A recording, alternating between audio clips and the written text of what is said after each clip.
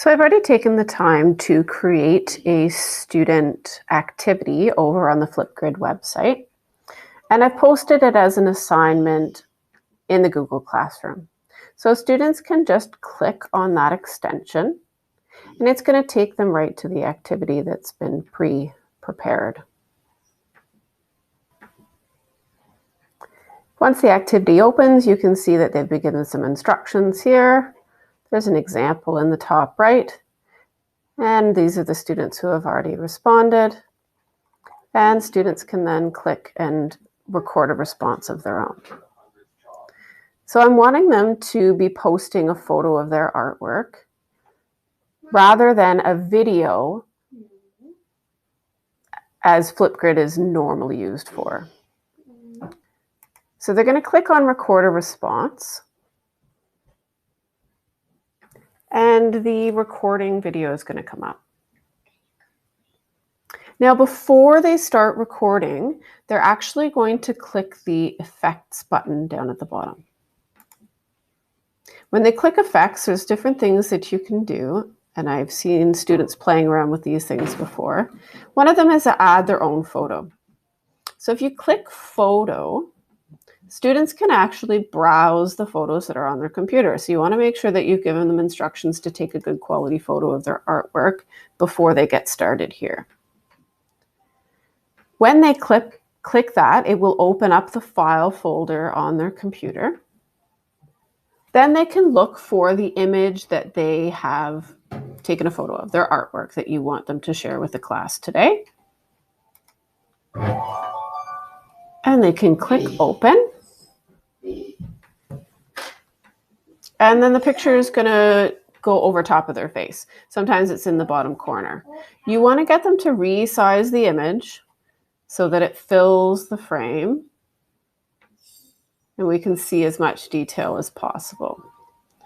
Once they've done that, you can click somewhere off of that photo and then they're going to record it. They can say their name, they can say the title of their piece, or they can just not say anything at all. So you're going to get them to press record. It's going to do its countdown and just get them to record for 5 or 10 seconds, however long you think it should stay on for students to have a look at the artwork.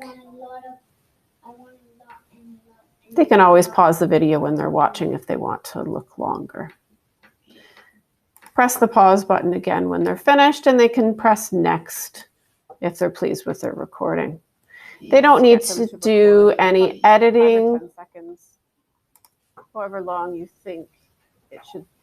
They don't need to do any editing there, so we're just going to press next again. And this is where they'll be submitting their videos. So their name will come up there. There should be an image of that artwork there. Sometimes if there's not, I'll just go to select a frame and pick somewhere else in the video, but it should be there. Perfect. They can put a title of their piece if they want, and you can press submit. It'll take it just a couple seconds to upload.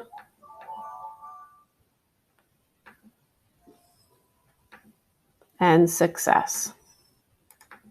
Once they click complete, then they'll be able to see their own piece here and all the other student artworks that have been shared.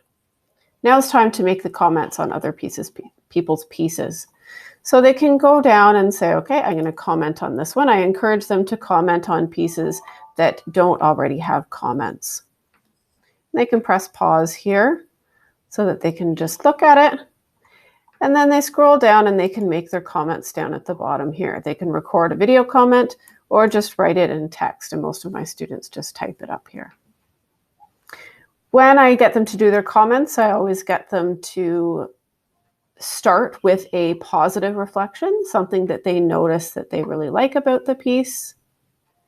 And then they're going to give a constructive criticism, how they think the piece could be improved, and making sure they're always being positive with their statements. I encourage them to reflect using the elements and principles of design, composition rules, things that we've learned in class. I hope this is helpful. It's certainly been really nice to implement with my class. We really miss having that feedback piece and sharing of our work in the studio.